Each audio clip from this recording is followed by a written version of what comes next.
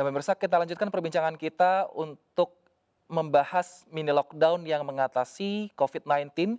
Tadi kita membahas dengan Bang Devriman bahwa saat ini pemerintah memang sudah memberikan edukasi kepada masyarakat, namun masyarakat masih saja banyak yang melanggar aturan protokol kesehatan yang diberikan oleh pemerintah maupun pemerintah daerah. Bang Devriman, mengapa ini masih terjadi? Apakah karena memang masyarakat belum paham mengenai protokol kesehatan yang diberikan oleh pemerintah? Ya, saya kira memang di awal itu memang kondisi persiapan di dalam mengukur upaya perubahan perilaku kesehatan masyarakat ini tidak dipersiapkan dengan baik. Seolah-olah promosi atau edukasi masyarakat itu sebuah produk, padahal kan sebuah proses yang harus direncanakan dan diukur dan dievaluasi sejauh mana efektivitasnya. Itu yang luput. Saya melihat di daerah seperti itu. Seolah-olah ini tidak dianggap tidak efektif di awal. Nah, sedangkan ketika PSBB, stand of emergency atau stand of crisis itu terbentuk, disitulah seharusnya kita memberikan edukasi yang masif kepada masyarakat. Nah, sedangkan dengan kondisi yang saat sekarang, orang sudah menjadi anti klimaks, dan orang tidak percaya lagi dengan COVID. Dan ditambah juga teori-teori konspirasi, keadaan yang saat sekarang ini juga bicara tarik-menarik antara saintifik dan konspirasi ini. Nah, seharusnya ini dibangun kembali. Nah, tapi kan orang sudah keburu anti klimaks tadi, dan ini perlu strategi di dalam mengatur upaya perilaku dan meyakinkan masyarakat ini. Nah, makanya tidak salah mungkin PSBB ataukah lockdown namanya ini menjadi supaya benar-benar pergerakan orang itu benar-benar diatur gitu. Nah, kan ada juga istilah sekarang di perda yang harus seolah-olah penegakan hukum atau perda sanksi ke depan menjadi obat atau senjata ampuh di dalam mengontrol orang. Saya juga agak pesimis di dalam hal ini. Pasti juga ada bicara benturan dan juga dampak yang lain. Nah, jadi seolah-olah coba-coba semua gitu loh, Mas Ruston. Baik. Nah, seharusnya memang harus komprehensif yang disampaikan Bu Kurniati tadi, dan ini benar-benar saya melihat gini, seharusnya dinas kesehatan baik provinsi, kabupaten, kota itu menjadi leader di daerah masing-masing.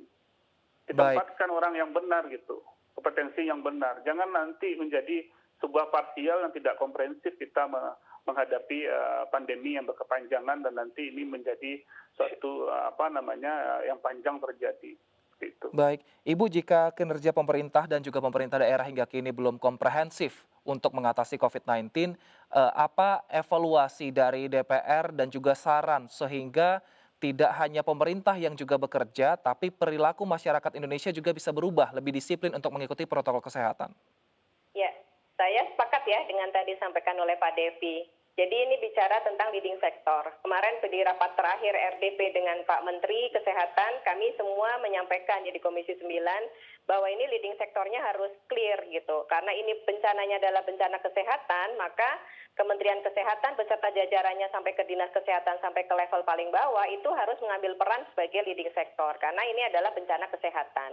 Yang paling paham bagaimana mengatasi bencana kesehatan adalah jajaran Kementerian Kesehatan sampai jajaran ke bawahnya. Karenanya ini kita berharap ke depan ya ada evaluasi setelah 6 bulan lebih ini pandemi terjadi, karena ini kan mungkin masih panjang ya, nauzubillah min dzalik, kita berdoa tidak panjang, tetapi kita belum tahu akan berakhir sampai kapan. Jadi harus ada segera cut off ataupun evaluasi secara besar-besaran, secara komprehensif, kemudian melakukan langkah yang lebih eksponensial, yang secara lebih terpadu, terintegrasi dari semua sektor ya, artinya dengan berbasis kepada penyelesaian bencana kesehatan. Nah, yang pertama itu adalah bagaimana peran jajaran Kementerian Kesehatan mengambil peran yang lebih besar lagi di sini ya, seperti ketersediaan pasienkes, kemudian tadi ya preventif, promotif itu kita sampai minta disediakan anggaran ya pada pembahasan anggaran kemarin lebih besar lagi untuk tahun 2021 khusus untuk memberikan penyadaran hidup sehat gitu, supaya kalau ada pandemi lagi ini masyarakat sudah terbiasa dan switch-nya cepat. Ini kan memang masyarakat harus beradaptasi. dan biasa guyup gitu ya, kumpul, tiba-tiba harus menjaga jarak. Biasa nggak pakai masker, tiba-tiba harus pakai masker. Ini adalah butuh satu transisi yang cepat gitu. Nah, ini norma-norma baru ini yang harus terus-menerus digaungkan, diingatkan, disosialisasikan, dikomunikasikan dengan berbagai cara ya, supaya bisa dimengerti dan disadari oleh masyarakat bersama-sama. Dan tentu saja harus diberikan contoh ya oleh para pejabat-pejabat pemerintah juga harus memberikan contoh bagaimana menggunakan 3M yang baik dan benar itu seperti apa. Nah, kemudian disediakan fasilitasnya, toolsnya juga disediakan, masker yang memang bisa mudah diakses, misalnya ada masker gratis di tempat-tempat publik, ada hand sanitizer yang banyak. Ini jangankan di daerah, saya tidak ngebayangin ya. Saya di Jakarta saja masih menemukan ya di beberapa tempat yang itu adalah public area, itu hand sanitizer-nya habis atau hand sanitizer-nya tinggal sedikit. Cuci tangannya tidak tersedia, hanya ada hand sanitizer. Itu masih ada titik-titik seperti itu. Nah, ini harus diselesaikan gitu loh. Karena ini kan berjalan 6 bulan. Secara komprehensif dari A sampai Z ini harus duduk bareng. Semua komponen bangsa harus bersatu ya. Semua elemen harus bersatu Baik. mengintegrasikan satu kebijakan yang sama gitu untuk menyelesaikan pandemi ini gitu. Baik, Ibu Kurniasi, waktu bertemu dengan pihak Kementerian Kesehatan, apa alasan mereka sehingga tidak merata baik alat kebersihan maupun masker maupun pemahaman masyarakat tentang COVID-19 ini, Bu? Ya, ini kami harus melibatkan seluruh komponen tadi ya. Jadi ada yang bagian kewenangannya ada di kementerian lain, ada yang kewenangannya ada di bidang yang lain. Nah, ini harus ada keterpaduan di sini sehingga saling support satu dengan yang lainnya, ketersediaan tools dan fasilitas itu benar-benar dijamin ada. Tadi ya Fasiankes itu juga sangat penting untuk ditambah karena Fasiankes ini sangat terbatas, ketersediaan tenaga medis, tenaga kesehatan ini juga harus ditambahkan lagi yang lebih, dan kesejahteraannya, perlindungannya juga perhatiannya juga harus diperhatikan kepada kesehatan para tenaga kesehatan dan tenaga medis ya. Kemudian juga semua hal yang terkait dengan terlaksananya protokol kesehatan semua harus menjadi kewajiban dari seluruh elemen ya. Pemilik gedung harus aware terhadap protokol kesehatan dan perangkat-perangkatnya. Pengelola gedung semua harus aware terhadap semua perangkat dan kebutuhan dari tegaknya ataupun disiplinnya protokol kesehatan. Di masyarakat kita bisa melalui RT, RW, kelurahan, desa, dusun atau tokoh setempat gitu ya untuk bisa membantu menguatkan norma baru ini menjadi satu kebiasaan yang tidak lagi menjadi satu beban yang berat. Baik. Ya, memang ini akhirnya menjadi satu titik jenuh akhirnya sekarang ini seperti disampaikan oleh Pak Devi, anti klimaks. Jadi orang pada jenuh akhirnya ya udahlah gitu, seperti putus asa gitu.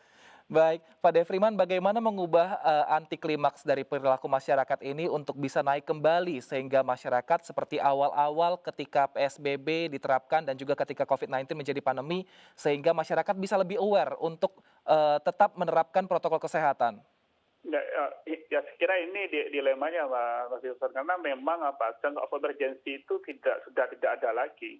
Ketika PSBB yang biasanya orang tidak mau kan keluar karena ada pembatasan di situ. Nah, ada aura, ada atmosfer yang dibangun.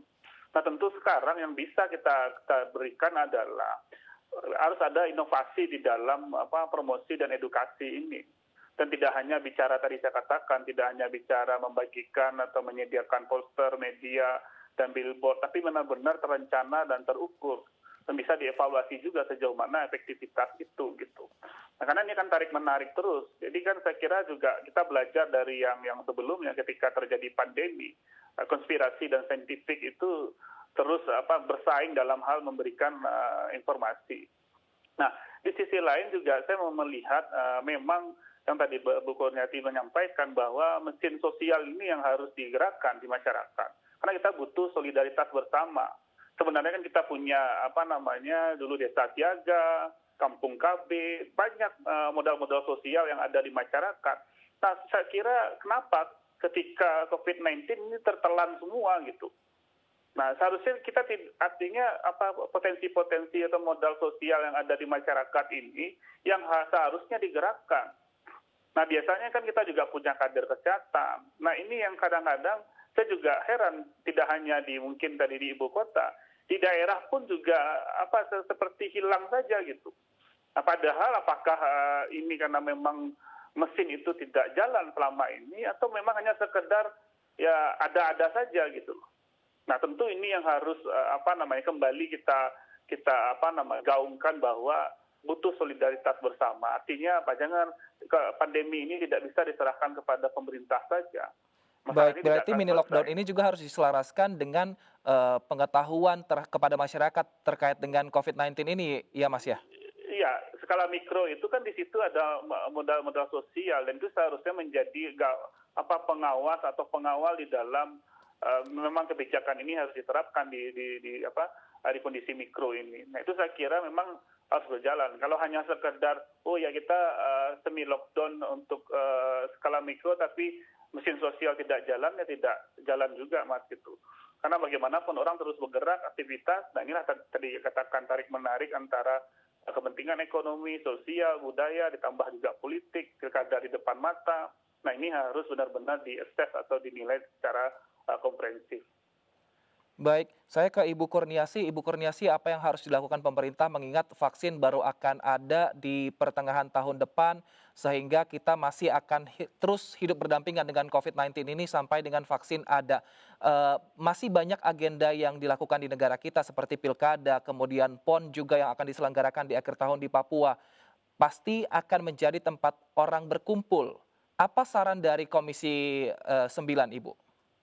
Ya, Komisi 9 kemarin di rapat terakhir sudah menyampaikan masukannya. Yang pertama memang harus ada langkah eksponensial perbaikan yang eksponensial dari langkah-langkah mitigasi yang sudah dilakukan kemarin, karena kita melihat dan mengevaluasi masih belum efektif untuk menekan angka penularan dan juga angka kematian. Di tahap 3T, semuanya harus dilakukan secara maksimal dan terukur dengan baik ya. Dan juga dalam hal penerapan protokol kesehatan, semua sarana tools disediakan, dan juga tadi yang paling utama yang kemarin kita garis bawahi adalah kegiatan promotif preventif ya, sosialisasi, membangun kesadaran bersama dan melibatkan partisipasi publik.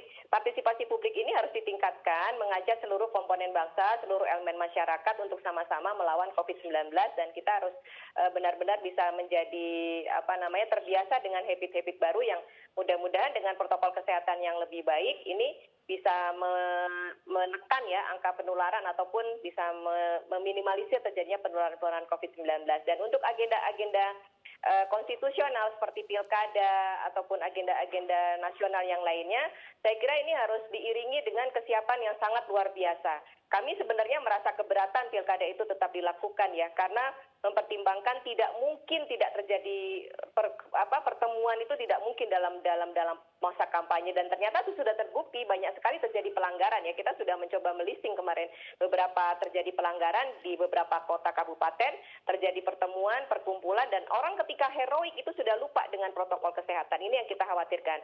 Ya, kita berpesan mari kita optimalkan kebersamaan dan juga mari lakukan langkah yang lebih eksponensial, evaluasi yang lebih baik lagi secara komprehensif, dan semua pihak, semua lini, semua sektor itu harus support terhadap penanganan kesehatan terlebih dahulu nih.